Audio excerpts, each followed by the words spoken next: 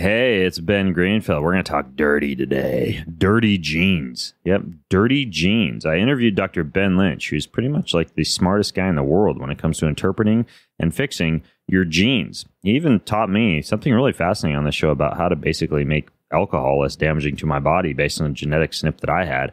And I'm also going to put my own raw results from his company called Stratagene into the show notes if you want to check those out. So this podcast, by the way, is brought to you by speaking of genes and passing your genes on, eHarmony. See what I did there? eHarmony. It's unlike many other online dating sites because they're built to help you find lasting and meaningful relationships. So it's not a shallow hookup site, and they've helped over 1 million people find the perfect match. They use years and years of science and data and psychological research to send you the right matches, and they bring compatible people together. Setting an account is super easy. We even set up one of my staff with an account, and they were pretty dang pleased with it. I couldn't do it because I'm already in a meaningful relationship for the past 14 years. So I personally have no need for eHarmony, but a ton of people do, including possibly you, because a lot of folks are meeting their significant other on eHarmony. Now, you get a free month with eHarmony when you sign up for a 3-month eHarmony subscription. Very, very simple. You just go to eHarmony.com, just like it sounds, and you enter code GREEN at checkout to get a free month with every 3-month subscription. So you can stop waiting and start your journey to a satisfying, meaningful relationship. I mean, it can be fun to play around with online dating apps, but when you're ready to fall in love with somebody and have a meaningful relationship, there's one mighty, mighty app that's built to bring you real love, and that's eHarmony. So go check out how it can change your life. Go to eHarmony.com. This podcast is also brought to you by the best tasting green superfood juice on the face of the planet. It goes in my smoothie every day. No juicing, no blending, no shopping, no cleanup. It's called Organifi Green Juice, and it's a blend of chlorella, moringa, spirulina, mint, beets, matcha green tea, wheatgrass, ashwagandha, turmeric, lemon, coconut water, and a partridge in a pear tree. Well, some of the models don't have the partridge in them, but the rest of it, it's all there. I love the taste of it. I could drink it all day. It makes a smoothie that could normally skin a cat with its flavor, which would be a bad thing. Actually tastes really, really good. It's gently dried superfood powder flavored with a little bit of mint, a little bit of orange, and a little bit of luhangao, which is monk fruit, believe it or not. I actually didn't realize I spoke monk. Yeah, I do. And you get 20% off Organifi. How? You go to bengreenfieldfitness.com/Organifi. That's Organifi with an I, and use discount code BEN to save 20% off of your order. That's bengreenfieldfitness.com/Organifi with an I. Use discount code BEN to save 20%. There you go. Enjoy. In this episode of the Ben Greenfield Fitness Show, if you understand that you perform better in stressful situations and you have a faster COMT gene, then maybe you can change your occupation or choose an occupation which does that, allows a lot of you to perform. Or maybe you understand why you put yourself in these situations. You're not some weirdo. So if I just remove folic acid from my diet, then in effect, I'm cleaning up my genes, and my mTHFR gene is going to work better without even adding anything. He's an expert in human performance and nutrition. Voted America's top personal trainer and one of the globe's most influential people in health and fitness. His show provides you with everything you need to optimize physical and mental performance.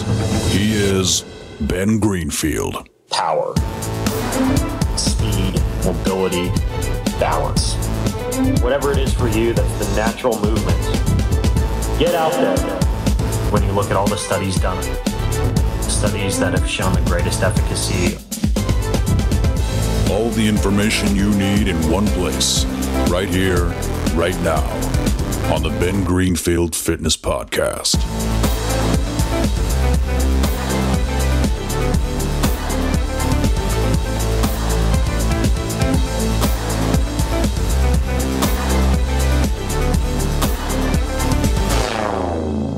Hey folks, it's Ben Greenfield here, and if you've ever tested your genes, or wanted to, and you've had a very head-scratching experience when it comes to interpreting your results, or kind of translating your results into actionable information that goes above and beyond just like a bunch of snips with robot names or information from 23andMe about your hair color, then today's podcast is going to be right up your alley, because I have on the show with me today a guy who I consider to be one of the world's leading authorities in interpreting your genes and in fixing your genes without necessarily traveling to China and getting CRISPR technology performed on yourself.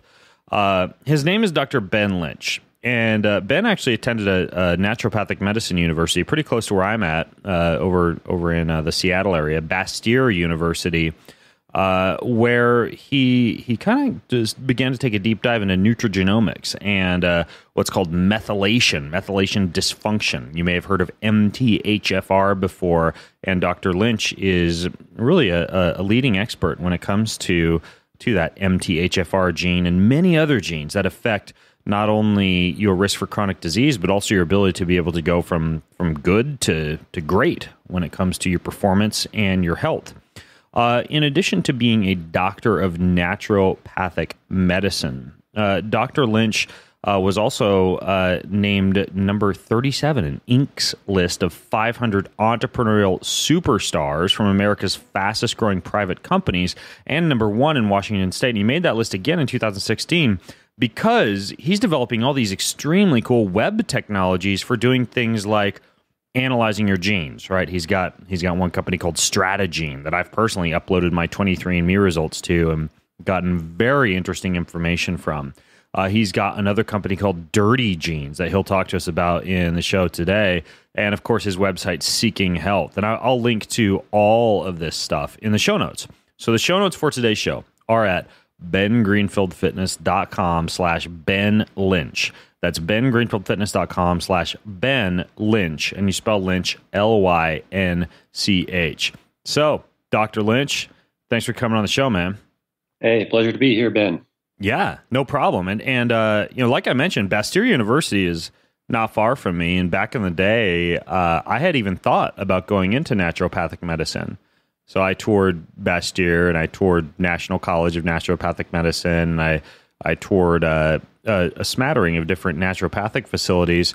And one thing is that, a lot of these naturopathic institutes, you see a lot when it comes to, at least my initial impression, like healthy nutrition and herbs and massage therapy and a blend of Chinese traditional medicine and some of the good things from Western allopathic medicine. But I didn't have the impression that they were very focused on genetics and on gene analysis. So how did you, going to Bastyr University as a naturopathic doc, get interested in genetic analysis and the genes? That's a great question. It's a great question. And, I didn't know you were local, and someone was mentioning to me that you were pretty close to me, because I'm in Seattle, Kirkland area. And so we should hang out sometime and dirty our genes with some alcohol, possibly. Absolutely. You just got to come over to this side of the state where there's far fewer Starbucks and more trees. Yeah, well, and more pesticides and herbicides. Possibly, yeah. Possibly, yeah. So back to your point. So I got my undergrad degree at the University of Washington here in cell and molecular biology. And that was really fascinating to me. And I chose that degree because I love understanding how our amazing bodies work on a cellular level. And when I was at Bastyr, we studied a lot of nutritional biochemistry, which was fascinating to me. And then I started understanding the power of the environment and the exposures and how they influence our biochemistry and how they deplete our vitamins or how they block certain things and make us feel like garbage and affect our hormones and all this stuff. So I started really specializing in environmental medicine and applying my nutritional biochemistry there, and also utilizing, sonotherapies and chelations and so on. And while I knew that these various nutrients like glutathione or NAC or glycine or, glutathione, all these other things were helpful, and I was using them on patients, what dawned on me was they weren't responding the same. And that bothered me. And, while we would get 60% better, there was 40% that weren't doing well, and there was some that were doing worse. And so I'd ask my colleagues, and And I had the great fortune and privilege to work with Dr. Bill Ray, who is one of the leading environmental doctors in the world. And I asked him, I said, do you think there's a genetic component here? And he's like, I don't know, probably, but we don't have the technology really to utilize it. And so, I wanted to dig further, and I did, and I opened Pandora's box, and that's what I've been trying to figure out ever since. Interesting. Got it. So in terms of kind of like stepping back and looking at this process of testing genetics, it's obviously come a long ways, right? Like I remember back in the day when I was at this thing called the Ancestral Health Symposium, like, must have been like 5 years ago. I was talking to this doc who was super excited about, I think it was National Geographic was rolling out the ability to be able to test your genes for, I think it was like $500, right? And within a few years, it dropped down to $100 or $200 through 23andMe. And now there's all these companies popping up. For example, one website that I talk about a lot on this show, Ben, is 23andU.com, right? Where you can go and just get a list of these dizzying number of services that will analyze this part of your genes, analyze another part of your genes, and it gets relatively confusing. So you've got this service called Stratagene, and what I'm curious about, and I've personally uploaded my results to Stratagene and gone through some of them, but what is it that's different about something like Stratagene? Like, what was your goal when you set something like that up in terms of genetic analysis, particularly? Great question, and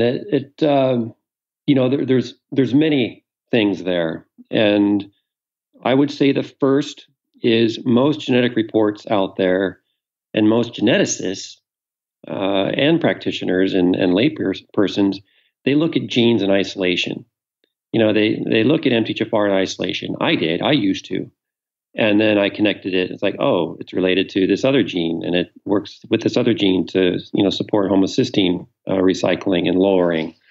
So I quickly realized that genes don't work in isolation. They work in tandem with others. And when one gene turns off, another one might turn on. And then I also realized that, just because one has an MTHFR polymorphism, let's say, they have an MTHFR issue or SNP or whatever you want to call it, MTHFR variant, doesn't mean that they're going to have an issue. It just shows that they have a variant in their MTHFR. It's different than the standard population. Other people will not have an MTHFR variant at all. They won't have any MTHFR mutations or SNPs or what have you, yet they will have all the symptoms of someone who has an MTHFR SNP. So I was thinking, well, why would that be? So when you start diving down into how genes are regulated and then how the enzymes that they are producing, because genes will make enzymes and they need vitamins and cofactors and other things to do that. And then these enzymes are produced and then they have jobs to do. So, and then they're influenced by the environment. And remember, this all goes back to my cellular molecular biology days and my environmental medicine days. So it's really important for me to look at genes and how they communicate with each other. And it's even more important to understand how, well, it's actually not more important, it is as important to understand how genes are influenced by our lifestyle, our mindset, environment, and nutrition. So that's why Stratagene came along, because I'm sick and tired of people saying, hey, I have an MTHFR SNP, I need to take methylfolate. Or they go to the doctor and they say, hey, look, I have MTHFR, and they give them a bunch of methylfolate. And then meanwhile, they have headaches and migraines and they're irritable and they can't sleep and they have leg pain and acne and they have chronic runny noses and nerve pain. But it can't be the methylfolate because they have MTHFR. So now they go on for, months, days, years of feeling like crap because of improper treatment. So that's why I did it. And then the other reason is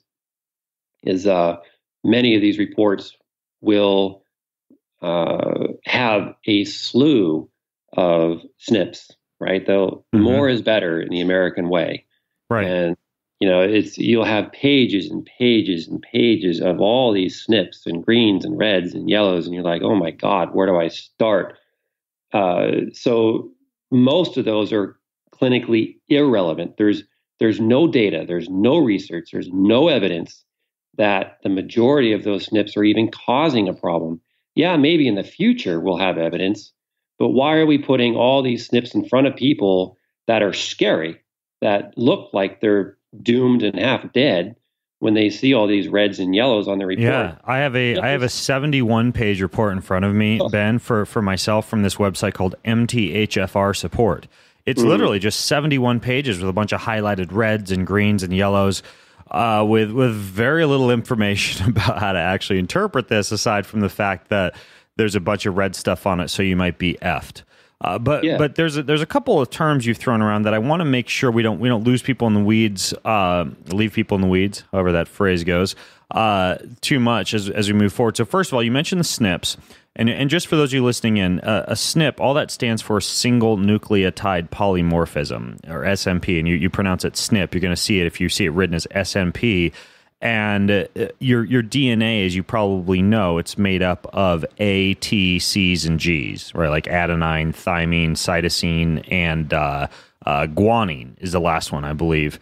And basically, each of these different A's, T's, C's, and G's, those are in different variations, different DNA sequence variations. So basically, a single nucleotide polymorphism, or a SNP, is a DNA sequence variation that occurs when one of those letters in the genome differs between members of a species or between individuals. So you all have your own unique set of SNPs, and those SNPs can actually be associated with certain genes. Like you keep mentioning the MTHFR gene, Ben, which, from what I understand, that provides instructions for making an enzyme. Like you already said, genes provide instructions for making enzymes, but that enzyme would be the methyl and a tetrahydrofolate reductase enzyme. And that would be important for a chemical reaction that involves forms of a vitamin called folate, which, if you're listening in, you might know that is vitamin B9.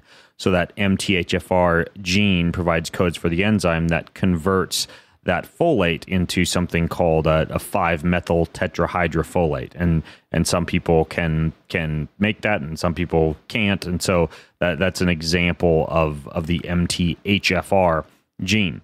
Now, when you have something like Stratagene, Ben, that is looking at the different biochemical pathways for each gene, and not just the isolated SNP, what exactly does that mean? And for example, I'm looking at my own results right now, and when I go to the folate cycle, for example, I see the biochemical pathway for the folate cycle along with my SNP. But why would you include something like that? Like, what's the importance of the biochemical pathway being shown?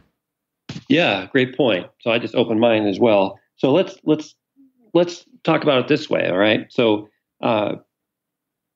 you live east of the mountains, right? Or somewhere in Washington, correct? Yeah. Okay. I live west of the mountains. So I live in Kirkland. You live in a different town. You send me your address and say, hey, here's my address. And then I give you my address, and we try to go to each other's house. And that's all we've got, right? There's a lot of stuff between that. There's not just point. There's all sorts of connecting dots in there, and there's different ways to get there. You know, I could take I-5, I could take I-90, I could possibly take 5 down, Highway 20. I mean, there's all different roads and routes to go. And depending on the time of day, traffic can vary. Depending on what I'm driving, if I'm taking a bus or train, which doesn't exist here, or a plane. So there's multiple ways to get to that same destination, and there's multiple things which can be affecting it. Snow, ice, traffic, so on, semi-trucks in front.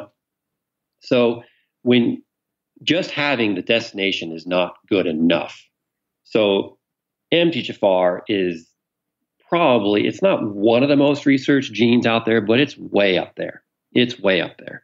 So MTHFR has a ton of research, and that's kind of like the golden child for a lot of people, right? They test for that first, and that kind of gets them into it. So if you look at the folate pathway on your Stratagene, you see MTHFR is the last one. It's way at the bottom.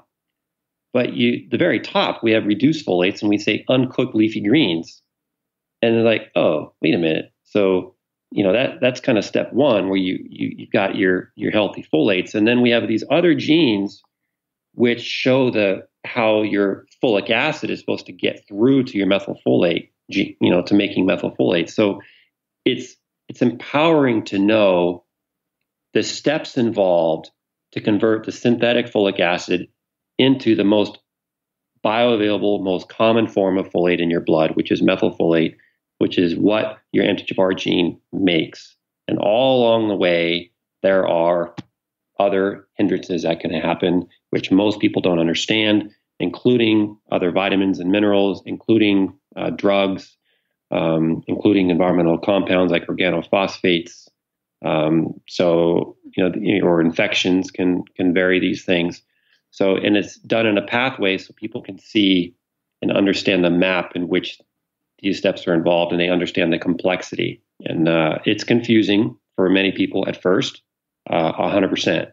But as I talk them through it, as they start staring at it more and more, they start seeing amazing things, and they realize that, hey, by looking at this thing, I can remove things like folic acid and actually speed up my genes, because a purple on your strategy report slows these genes down and slows the enzymes down. So if I just remove folic acid from my diet, then in effect, I'm cleaning up my genes, and my MTHFR gene is going to work better without even adding anything. Most people, if they find a problem, they want to add something. Right. The beauty of Stratagene and looking at your biochemistry and understanding how it works, it's all that purple. If you start removing that, your genes are getting cleaner. Okay, and they're interesting. So the purple, and by the way, if you guys just want to see the results, you don't even need to pay for your Stratagene. If you just want to see what results look like, I'll upload my own results over to bengreenfeldfitness.com/Ben Lynch, and you can look at my results, see what we're referring to. But I'm looking at page 4 of, for example, my own Stratagene results, which shows this folate cycle that you were referring to. And it looks like, written in purple, if I were to take Bactrim, which I think is like an antibacterial, or sulfasalazine, which is an antibiotic, I believe, or methotrexate. What's methotrexate? That's a drug they use for autoimmune diseases. That's right. Okay, commonly. Cool. So if I were to take any of those, that would slow down the specific pathway that's referring to, for me particularly, in that part of the folic acid cycle. So I can go through and see, okay, well, these things are going to damage my ability to be able to engage in a proper folate cycle, whereas these things are going to help me. Is it what color is the stuff that helps me? Is it the orange font or something different? Well, it's the green. The green. So if you see the green I see. thing. So green, where it says, I guess, let me see a green. Would that be like something that's circled in green, or a green font? Green font. So okay, so I see. So magnesium and ATP, for example, it's showing that those would be two things that would assist, and that's in a certain pathway, a part of this folate cycle. Okay, interesting. So I can just basically go through each cycle, and the purples are the things that are going to slow that cycle down, and the greens are going to be the things that help to speed that cycle up. And am I always wanting to speed the cycle up? No. Okay. No, and the green are actually the cofactors. Okay, Those gotcha. That's what the enzymes are needed. So on Stratagene, we have the bubbles, right? The big bold capital letters in the bubbles are the genes, but genes make enzymes. Mm-hmm. And then you have the cofactors, which are green. The purple slows the enzymes down. The orange speeds them up. Gotcha. So, for example, if you look at the TYMS gene, and you're like, okay, what's that? The function of TYMS, see, there's no polymorphism on there. There's no SNP. There's no SNP identified there. But what's important to know here is organophosphates will slow this down. And organophosphates are found in, toxic environments. Insecticides. Herbicides. Yeah. And they're everywhere. So if you're eating dirty dozen fruits and vegetables, your organophosphate levels are going up. And then you look at and if the organophosphate levels are high in your body, which they are in many people, then your ability to convert uracil, which is an RNA base, to thymine, which is a DNA base, which is what you talked about earlier, the AGTs and so on, that ability to make thymine from uracil goes down. So now your own ability to make a DNA base in your own body is deficient because you are consuming organophosphates and you're exposed to organophosphates. Interesting. Okay, and gotcha. you can order that. So while Stratagene, the first couple pages of your Stratagene report lists the SNPs that are only clinically relevant, the real beauty of Stratagene is these cycles, because you can see how your cycles get dirty and how you can clean them up and say, God, if I eliminate organophosphates from my blood and my exposures and I eliminate folic acid, then I'm already cleaning this sucker up. Yeah. And, that's the cool thing. And a lot of people think that SNPs are bad. And the SNPs that I talk about mainly are not bad. They're selected for a reason. And, I'm not going to get into that without you directing me with your next comments, because you probably have a track. Okay, gotcha. So basically, one question that I have when someone is looking at their Stratagene results, on each page it shows the cycle, and then it also shows, as you mentioned, the greens and the purples, what increases activity, what decreases activity, and what are the cofactors. But along with the results that people get, is there like a list of recommendations? Like, hey, based on the SNPs that we've identified that are actually clinically relevant, meaning not the 72 pages of every single SNP on the planet, but instead just the ones you've identified as being clinically relevant, here are the action steps that you should take. Yeah, there's information on each one of the polymorphisms that we discussed. So if 23andMe identified that you have MTHFR and we reported that, we talk about the cofactors needed for that. You need riboflavin for it. We discussed that hypothyroidism could be an issue. But no, we do not give treatment recommendations. We do not give supplement recommendations. There's really no hard set actionable plan that you get from Stratagene. What Stratagene is, it's a map, and you use the map to figure out where you want to go in your life. Gotcha. Your folks want to go from good to great. I don't know any of them, and I will never meet them. The ability for them to understand their own exposures, their own lifestyle choices, and so on, they can start utilizing those within Stratagene and make decisions, either by themselves or with a health practitioner. That's how you go about it. Okay, gotcha. And I noticed, by the way, you have like a list of healthcare practitioners on your site, which I'll link to in the show notes, by the way, for those of you listening in, where there are certain people, certain doctors, for example, who know how to use Stratagene, who have been through your training programs, who I could send my results into to take a deeper dive with me if I wanted to do that. Looks like you also have like a free Facebook page as well, or private Facebook group. Yeah, the Stratagene Facebook group is amazing. Interesting. I'll have to log into that. Do people just go in there and upload their results and say, hey, anybody got any recommendations for me? Or is it? Yeah, they do. We have rules, and we're very strict about it. And people know by now. I mean, we get newcomers coming in all the time. But we have a pinned post that has a lot of free information and videos for them to read.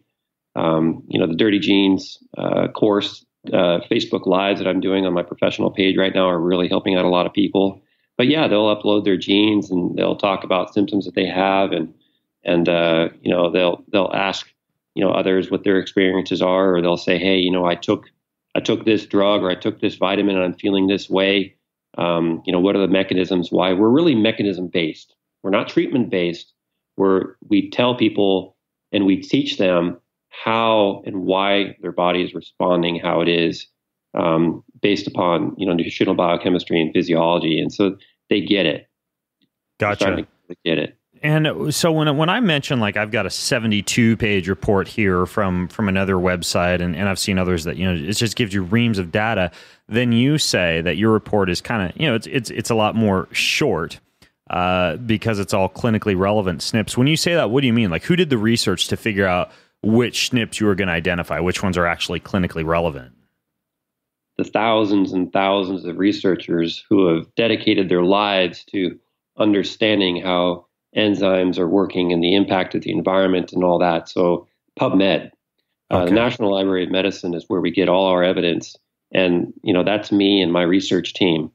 And, we've gone through that 70-page report that you have in front of you there. And we've gone through every one of those RSIDs and those SNPs looking for clinical relevance. If we didn't find it and it didn't meet our standards, then it was not included in Stratagene. So it's hours, months, years of work to remove that excess noise. And it's very expensive. Is not a moneymaker for us because the amount of investment that I put back into it is. Yeah, I was going to say it cost me, I don't know, what did it cost me? Like $30 to get analyzed? I think it was something like that. Yeah. So it wasn't expensive. And, 23andMe, like you guys don't do so I didn't send you my saliva, right? Like I sent 23andMe my saliva. I paid 23andMe. So I've got all my genetic ancestry results and stuff. And then, as I think a lot of people listening in probably know, there's a section on 23andMe where you can download what's called your raw data. And I download that to my computer and just keep it on my computer. So if I ever want to use a website like yours, Ben, I can just upload to that website. It's like a zip file. But just so people know, just to clarify, folks aren't sending you there's no option for people to send you their saliva, right, Ben? Yeah, right now, we only work with 23andMe. We don't work with National Geographic. We don't work with Ancestry.com. And people commonly ask, and that's one of our FAQs, why don't you take Ancestry? Other ones do. Why don't you take National Geographic? Other ones do. Well, it's because they're not clinically relevant. I've bought them. I've ran them through. I didn't buy the National Geographic, but my other team members did. There weren't enough clinically relevant SNPs to make Stratagene worthwhile.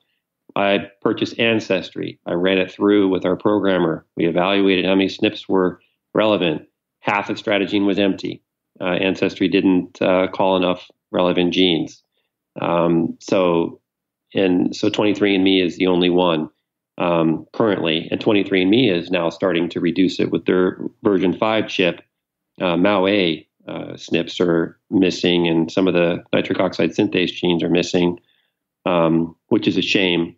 But the usefulness of Stratagene is still there because of all the pathways and all the other number of clinically relevant SNPs.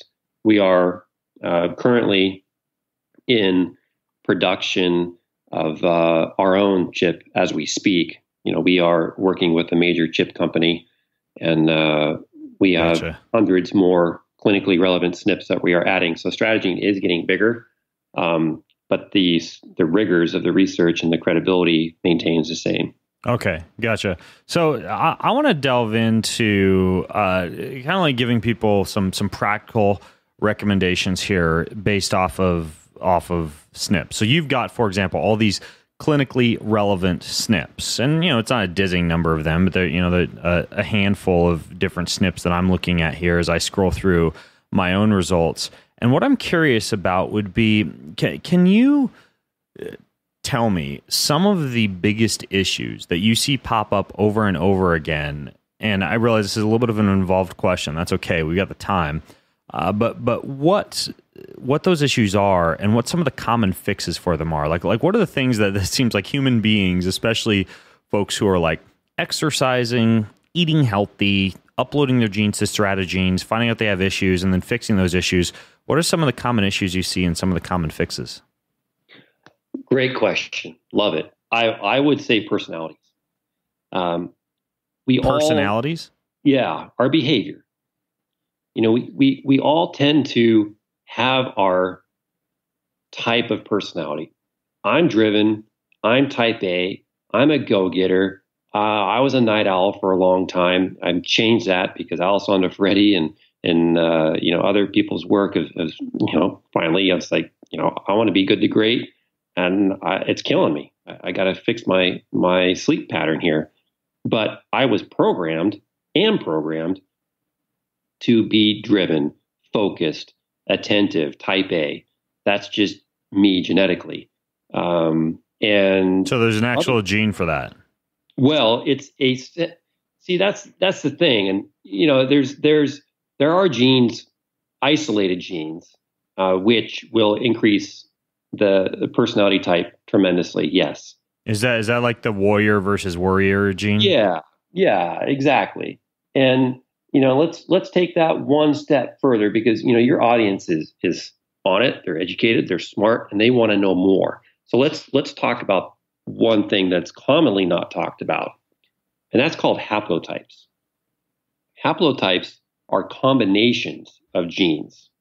And when you have a combination of a set series of genes, then that can amplify your type of personality, or it can reduce your ability to perform in certain situations. Maybe you're a track athlete, and you can do some things, but you can't do other things. Maybe your post workout recovery is crap. You take way longer, your entire life, than other people you're competing against. And it's like, what is wrong with me? Why does it take me so long to recover? And these other athletes are kicking butt. So there's haplotypes are the combinations. So for example, if you're having a beer, you get some impact. But if you mix a beer with a vodka and a Bloody Mary, that's going to be a triple whammy, and you're going to feel it worse the next day. So with genes, like the worry and worrier gene, like you talked about, there's that particular gene can impact it. Now you combine the worrier and worrier gene with MTHFR, and then you combine it with the COMT gene. Now you really, really have a potential to be a different type of personality. So let me give you a concrete example, if I may. Okay, let's hear it. All right. So COMT, this is a gene whose job is to help eliminate some aspects of estrogen. Its job is also to help eliminate dopamine, norepinephrine, and epinephrine from the body. So 3 major neurotransmitters and estrogen, which is a major, major hormone. So if COMT is slow, then you would think, and it's true, that these people will tend to have higher levels of estrogen, certain forms of estrogen, higher levels of dopamine, higher levels of norepinephrine, and higher levels of epinephrine. They do. So in a person who has a slower COMT gene with higher estrogen, higher dopamine, higher norepi and epi, what do you think they'll be able to do in life in terms of personality? In terms of personality, they would be able to basically jump into more stressful situations and be able to manage those more effectively? I would say they would be more attentive, more focused. Okay. Yeah. So if you have more dopamine... That's okay that I failed that question.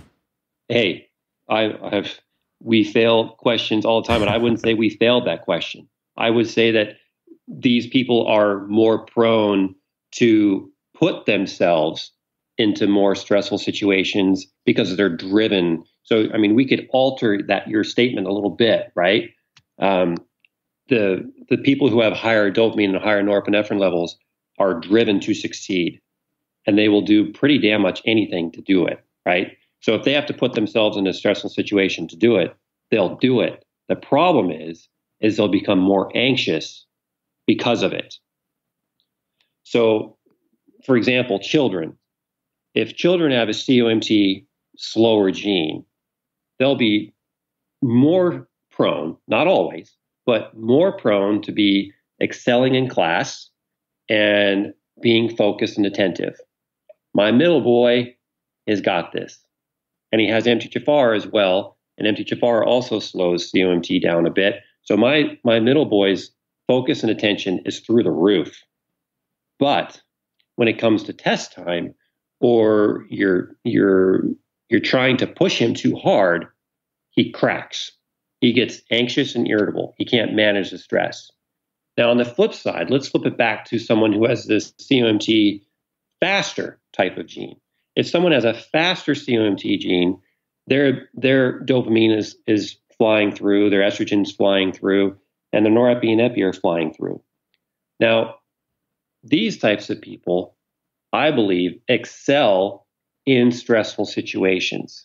They excel because they can think better, they do better. And why is that? Because the COMT gene job is to move the dopamine out faster and the norepinephrine out faster. But when they're stressed and they're under fire, their dopamine and norepi actually versus gets too high like the slower COMT and become anxious. So I bet you that ER docs, paramedics, rescue people, I bet you that these types of people tend to be faster COMTs and people who, and they're more daredevils. They're more prone to doing things which. Right. These would be like the Navy SEAL type of personalities, like the warriors. Yeah, because they need that environment of stress to kick ass, right? But if you have someone with the environment of stress who has a slower COMT, they're gonna panic, they're gonna get anxious, they're gonna get irritable, and they're gonna make wrong decisions because they have way more dopamine and norepinephrine. Yes. Okay, so higher levels of COMT enzyme would mean less levels of dopamine and norepinephrine, meaning you would operate better in an extremely stressful situation, whereas lower levels would mean higher levels of dopamine and norepinephrine, and you would get more stimulated in stressful situations and be almost too stimulated or get too stressed out. Nailed it. Okay, got it. That's exactly what the research finds, too. Interesting.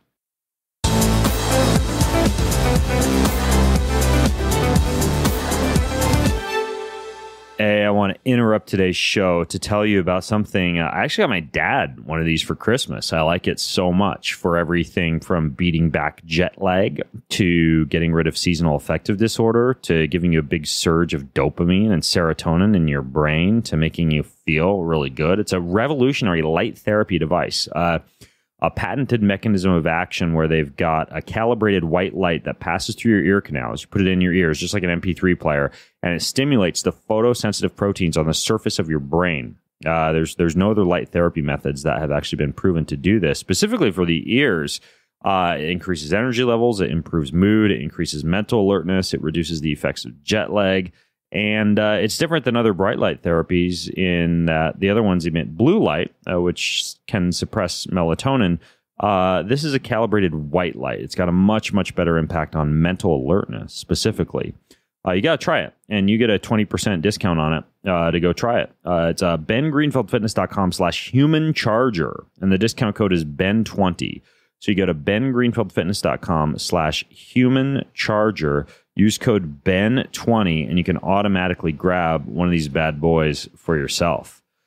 This podcast is also brought to you by Bob's Red Mill. And I've actually been taking the cold cereal that they send me, which is like macadamia nuts and coconut flakes and all these amazing superfoods, and sprinkling that on top of my smoothie. But Bob's Red Mill also does a gluten-free baking flour. They have almond flour, a corn flour. They make these amazing gluten-free chocolate chip cookies. They even have a vegan egg replacer for people who want to follow the good old vegan diet. Bunch of really wholesome organic stuff. Even their oatmeal is amazing. A lot of oats are not gluten-free. Their oats are not only wholesome and organic, but they're also gluten-free. And they've got all sorts of recipes on their website. They've got amazing products. If you like to bake and put on your baking hat, you got to try it out. Or if you just like superfoods that you can conveniently eat, you got to try it out. It's called Bob's Red Mill. They've been making healthy, gluten-free, organic, and stone ground products for decades, minimally processed in a stone mill in Oregon. That's right. By a unicorn. No, I made up that last part. But it's amazing, amazing foods. Bob's Red Mill. Check them out, bobsredmill.com, just like it sounds, and you get 25% off of everything over there at bobsredmill.com when you use promo code Greenfield. That's promo code Greenfield at bobsredmill.com. Enjoy.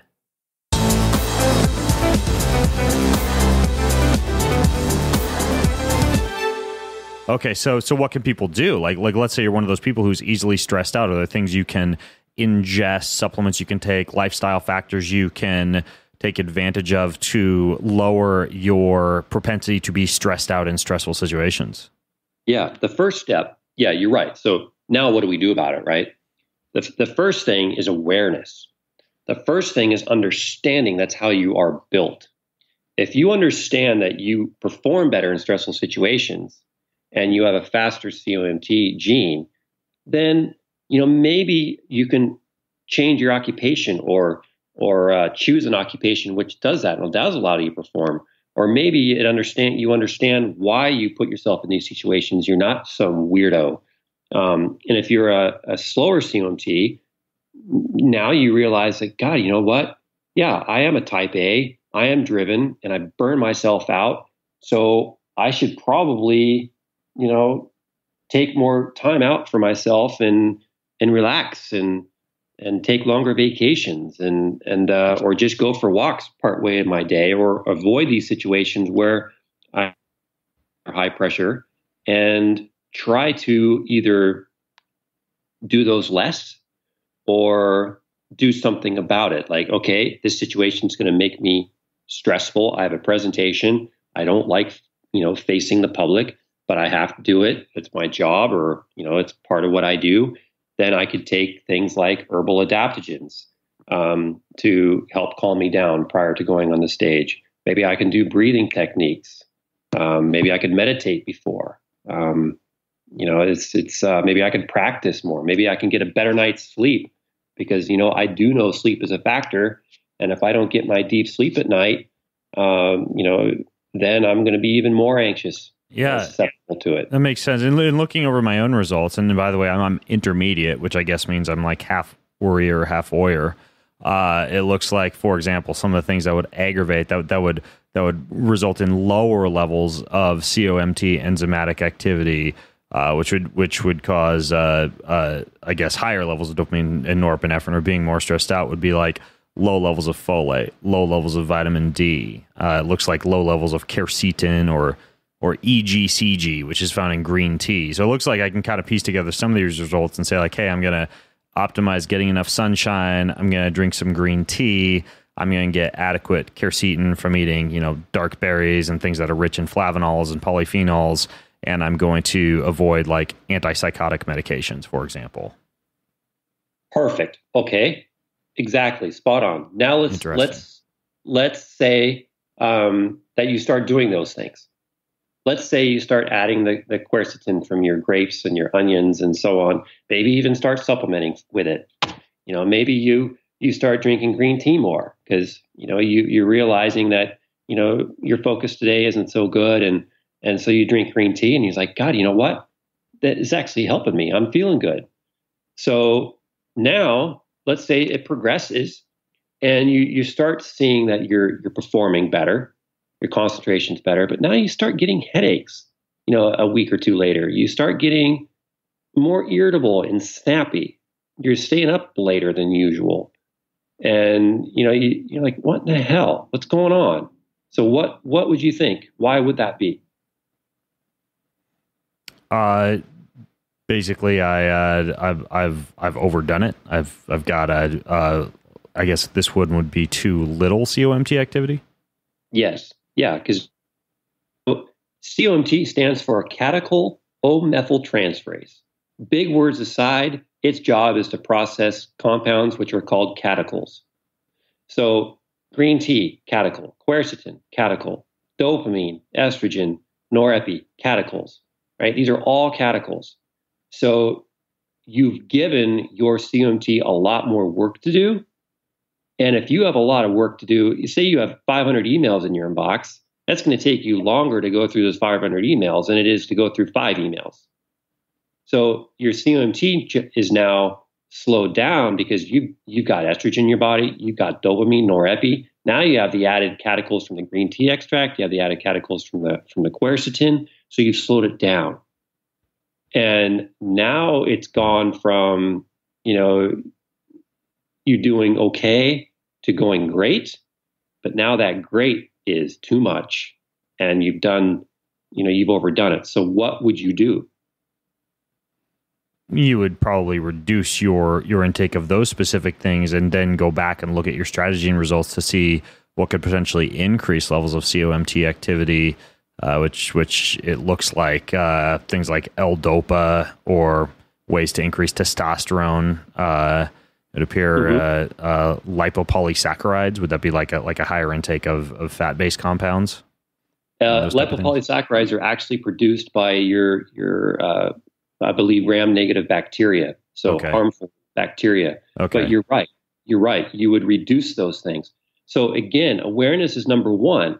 So I had a green tea the other day at a conference, and oh my God, my head was hurting, and I was more hot, and I was more anxious than I should have been.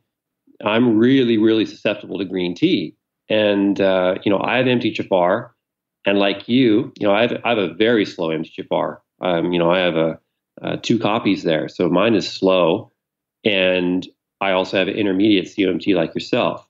So as again we talked about haplotypes, combinations of genes. So I have a very slow MTHFR, and I have an intermediate speed COMT, but that combination makes for a very, very slow COMT.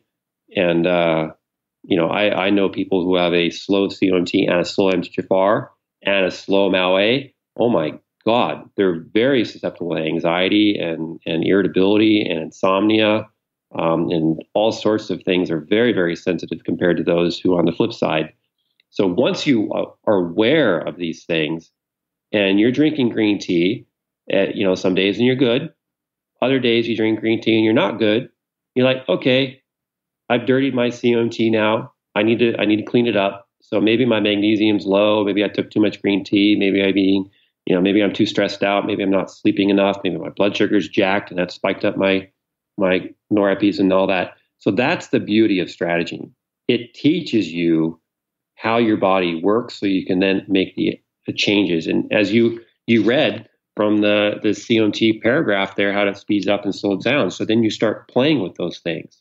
And there's no supplement recommendations. It's mostly food and lifestyle, right? We talk about nutrients, but I'm not sitting here promoting my supplement line because I don't know who's running the report. Right. I don't know. I can't do that. Nobody should do that. Interesting. So there's a lot we could dive into, obviously, with just the COMT gene itself. But if you could identify like one other SNP issue that you tend to see repeatedly, or that is kind of like a low-hanging fruit for people to be able to tackle, are there any others that you think just pop up over and over again that people should know about? Yeah, let's look at your report if we may. Okay. Do you have, what else is red on your report there? What else is red? Everything is red. No, I'm just kidding. Let me see. Scroll to my reds. The ApoE is red. Let's skip that one. Meaning That's complicated. It's okay. And when you say red, are you speaking specifically to the fact of something being homozygous? Yes. Correct. Okay. Cool. MAOB is another one that's red. Okay. Too complicated. What about MAOA? MAOA. I'm good there. That's minus. I'm on both? Yeah, on MAOA, I'm good on both of those. All of them are minus. Okay. So, now flip to the means page. I'm never gonna die. Okay. Nope. I'm on the next Go page. to the MAOA gene. Go to that gene. Yeah. Go to your MAOA section. Okay. Scrolling there right now. Okay, I'm there. And what does it say? Where? It should say in the bioperin pathways. It should talk about MAOA, does it? Yeah, it does. It's got like a whole page about MAOA.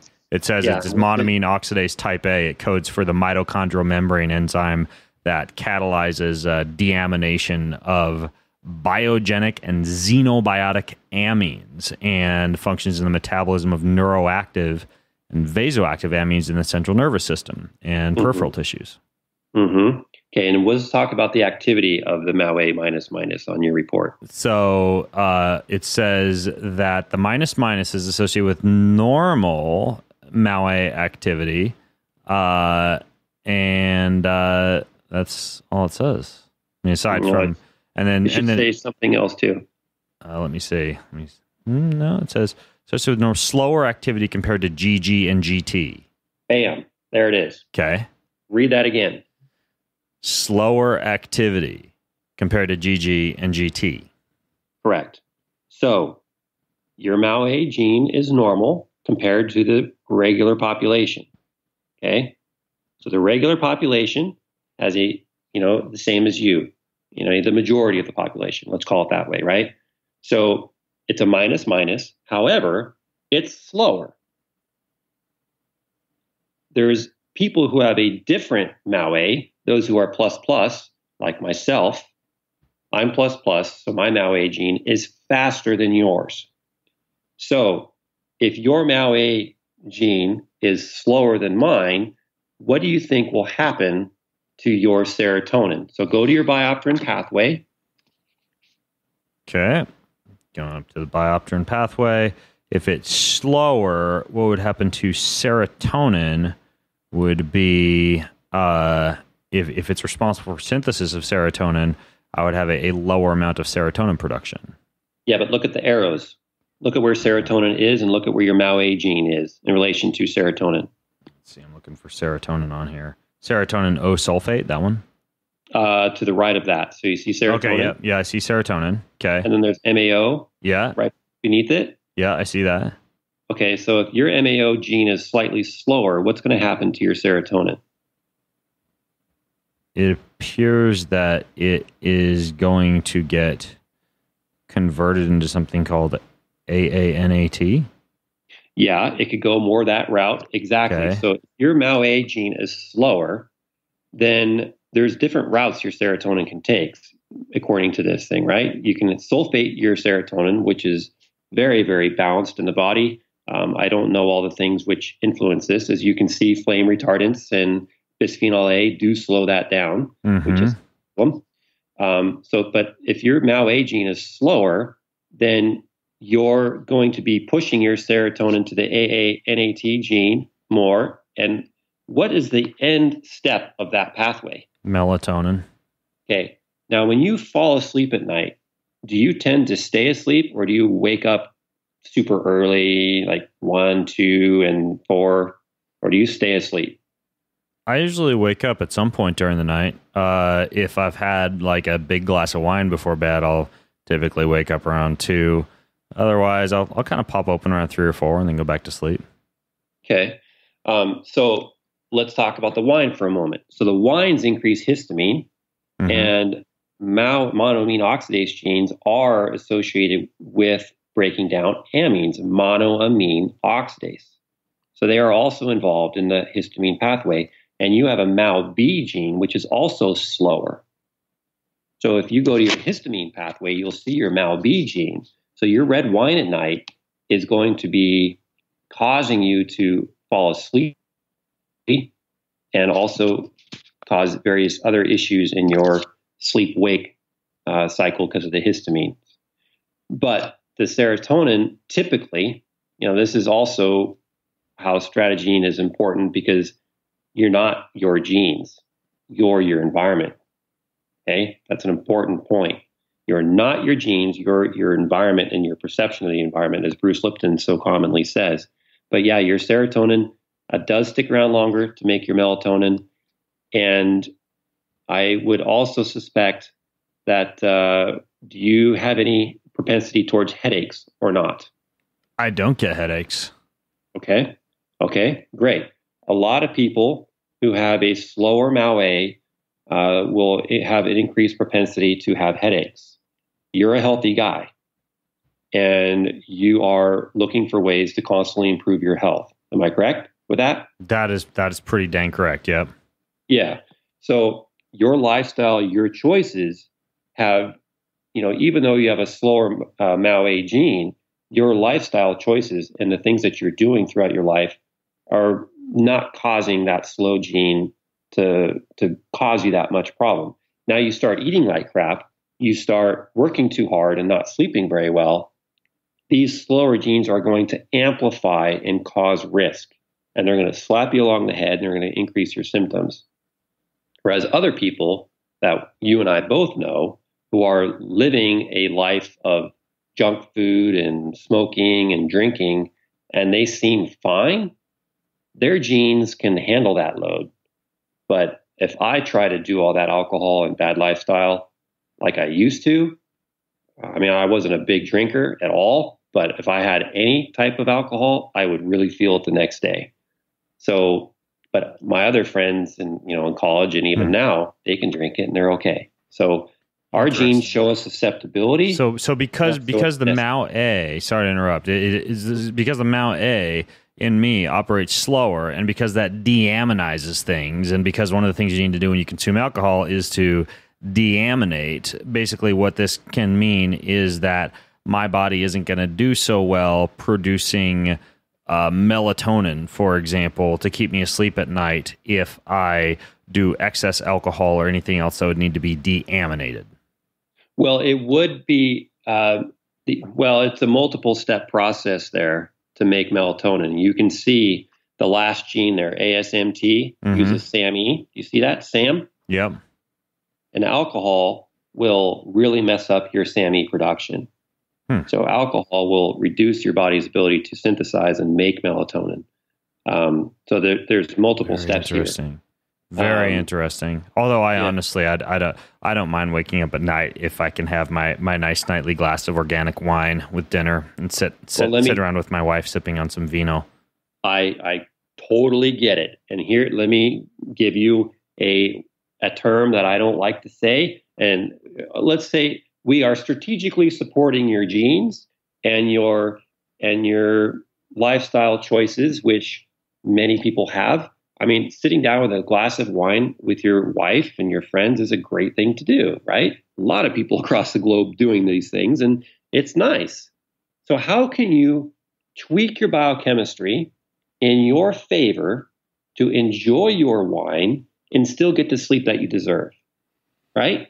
Right. What would you do here? So you could take things like histamine-lowering probiotics. Bifidobacter probiotics are known to degrade histamine. Okay. Red wines are higher in histamine. So you could take Bifidobacter probiotics to do that. So now when you're drinking the red wine, the bugs are going to go to town for you and start degrading that histamine, which is a wonderful thing. The other thing you can do, wines are also higher in sulfites. You can get lower sulfite wine, but all wine has sulfites in it. You could take a compound called molybdenum, which is a mineral. And if you go to the transsulfuration pathway on your Stratagene report, which for me, it is page 11. For you, is probably, it's page 10, so probably 9. There's page 7 for me. I'm there. Okay, page 7. So if you see, look, there's a SUOX gene there. Yeah. So it's on the left. You see sulfite? Oops, I'm on the path. Okay, here we go. SUOX. Yep. So it's on the left, SUOX. The green, again, is how your enzyme works faster. That's MB, molybdenum. So molybdenum helps break down your sulfites and turn them into sulfites, so you pee them out. So if you take molybdenum and you also take a Bifidobacter probiotic, prior to consuming your wine or immediately after, along with some molybdenum, or putting a drop of molybdenum in your wine, just one dropper full, or a few drops, like 50 micrograms of molybdenum in your wine, or just directly in your mouth because you don't want to ruin your wine, which totally you get. Then you're processing those sulfites, and I bet you'll fall asleep better. And then, since there's alcohol in your wine, correct? Last time I checked, yes. Last time you checked, right. So there's alcohol in your wine, and does alcohol affect your methylation? Does alcohol slow your methylation down? I believe it does. Yes, right. It's contraindicated in pregnancy because it affects methylation. And so what is the green thing on the gene which makes your melatonin? What is that? Let's see. That is, so if you go back to your back on that other pathway. This is wonderful podcasting. All of you can imagine these pathways, or just pull open my results as you're listening to this podcast, because that would actually really help us. Okay, so I'm back on the biopterin pathway, and what makes melatonin? I see SAM. SAMe. So you could pop a capsule of SAMe.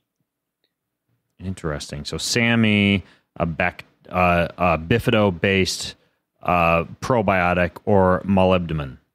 And molybdenum. Yeah, because we're all, that's 3 pathways we supported, because that red wine is affecting your sulfites, molybdenum.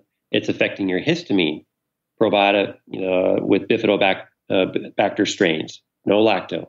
Then there's some lacto that do it, but that aside.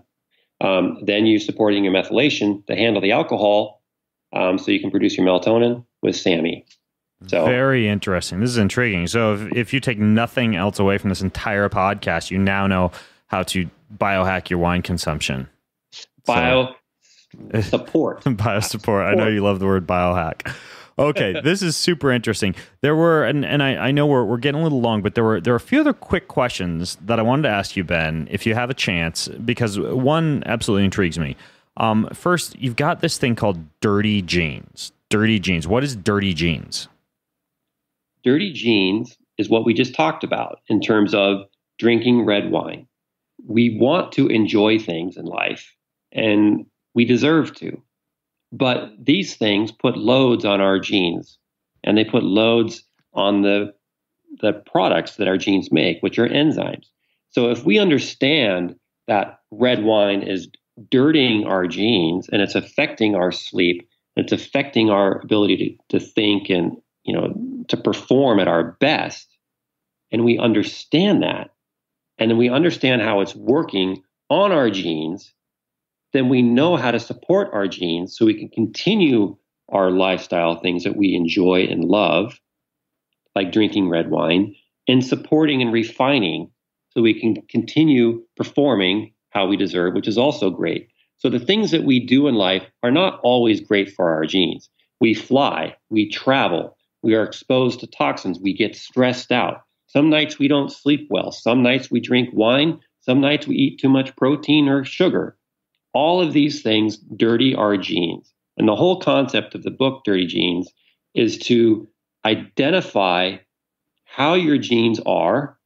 And we have 7 genes that we talk about in depth. Every chapter is a specific gene. We talk about the function, how it gets dirty, and then the symptoms that are associated with it and how to clean it up. And then there's a program of how to support it as well. So basically what we just went through is what the Dirty Genes program does. Yeah. And it's also, like you said, I answered too long here, like I typically do. But a dirty gene is just something that, it's our genes got dirty through our lifestyle, and we deserve to know how we can support our genes working as optimally as function. So Dirty Genes is basically, it's a book. It's a book. Okay. Yes. Gotcha. When I look on your website, it says course. Is there a difference? Yeah. So the yes and no. So the Dirty Genes course is a way to start cleaning up your genes right now. So you access the course, you immediately get the content, and then when the book is published in January 30th, then the book ships out to you. So when you buy access to the Dirty Genes course, you start learning how your genes get dirty through air, food, water, the environment, and with your mindset. So it's about 5 hours long and very actionable, practical information. And we have a bonus chapter too that was not included in the book because the publisher said you got 80,000 words and I went too long. But it's the ABCs of clean genes, which shows you how to support your genes, and then you get the book along with it when it is available. Okay, cool. So that's just basically a book. People can go to your website, and I'll put a link in the show notes if you want to check that out. Just go to bengreenfieldfitness.com/Ben Lynch, where you can also grab my own results. And then you have a book that goes along with that. It looks like a little ebook, like 26 Steps to Clean Genes. And you've already given me a couple of steps on this show, like find out whether you're a warrior versus a worrier, and if so, figure out how to adjust your dopamine levels accordingly. Especially if you have the MAO-A issue, some probiotics, some SAMe, and some molybdenum when you drink wine, which I would imagine would help just about anybody who's drinking alcohol. Sure. So those are the type of things that you lay out in this little ebook, 26 Steps to Clean Genes. I talk about that a bit, yeah. But the book goes into way more detail. Okay. That PDF will get you a lot of great information. I'm not as specific as I was here on your show today. Okay, gotcha. Throw one more at me, just in the few minutes that we have left. What's one other cool gene cleaning up step that you think more people should know about that people don't know about? Boy, there's so many cool ones. I would say pick the coolest. The coolest. They're very jealous, these things. I would say that the DAO gene is pretty cool. So it's the glutathione one and the phosphatidylcholine one. So you tell me, histamine, phosphatidylcholine, or glutathione, which one you want? Let's go. We've talked about glutathione on the show before. Let's go with this DAO thing. Yeah, this DAO thing. So DAO is, genes have many, many names and many abbreviations. So DAO is one of the gene codes for the gene which processes histamine in your small intestine, in your gut. So when you eat histamine-containing foods such as salami, bologna, cheese, wine, grape juice, oranges, fish, all these things are very, very high histamine. And if you have a DAO that is dirty, so if your histamine gene is dirty in your gut for various reasons, then you're going to be way more susceptible to drinking higher histamine-containing drinks or consuming higher histamine foods. Leftovers are also a big problem. So because leftover foods, the protein is degrading and the histamines are being produced by the bacteria sitting on your food, despite being refrigerated. And so you're going to be less tolerant of leftovers than others. So this gene gets very dirty very fast and makes your life a living hell. And my DAO gene was not born dirty. We call it that in the book, Dirty Genes. We call it born dirty or got dirty. Most genes get dirty, even if they're not born dirty. So I have no genetic problem in my DAO gene that I've spotted with the research that we have available. However, my DAO gene gets dirty, and it gets dirty because it lives in your small intestine lining. And if you have leaky gut for various reasons, say you're not consuming enough glutamine, you're not consuming enough fiber, or you have harmful bacteria in your digestive tract, which are producing histamine, because you can have your microbiome producing a ton of histamine, which is a problem, then your DAO gene gets overwhelmed. And since you have all that histamine in your gut, your DAO gene just throws its arms up, says, I can't help you out.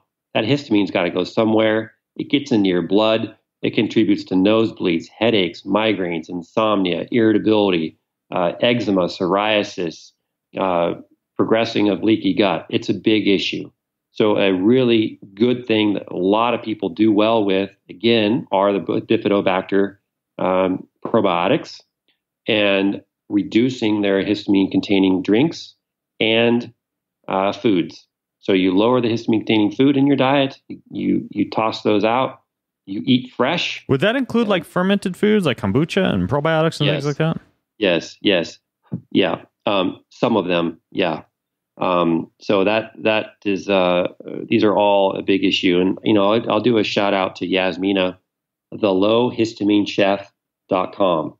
So if you've not had her yet on your show, Ben, she is someone that you should bring on. She's a histamine guru. And this is an area that people are living a life of misery, and they don't know why. They react to foods and drinks. They don't know why. They do a food allergy test. It all comes back fine, but yet they keep reacting, and they don't get it. They're also more prone to being sweaty, exercise-induced asthma, sweaty feet, profuse sweating. It's horrible.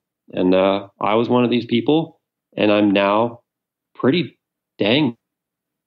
I've cleaned up my dirty DAO gene, and the big one for me was supporting my gut and using the right probiotics.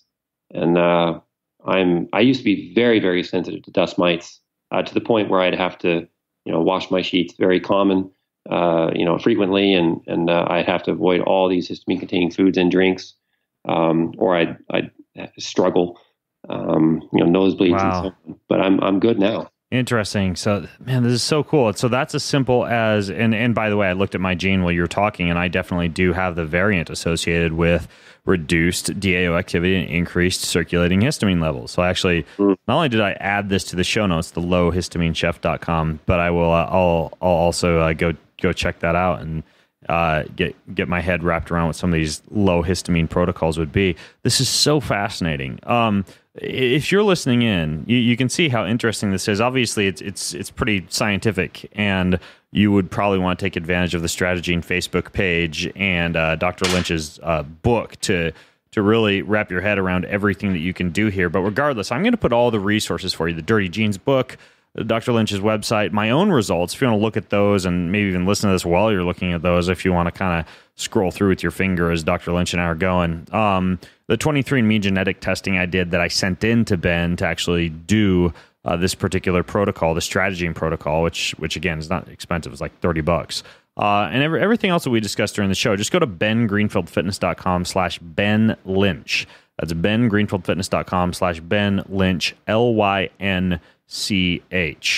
Dr. Lynch, I probably could have talked to you for like 2 more hours and we could have just banged out all the rest of the snips, but I would imagine you have a life. So I'll let you go. But in the meantime, thanks for coming on the show and sharing all this stuff with us, man. It's super fascinating. My pleasure. And thanks for the invite. Awesome.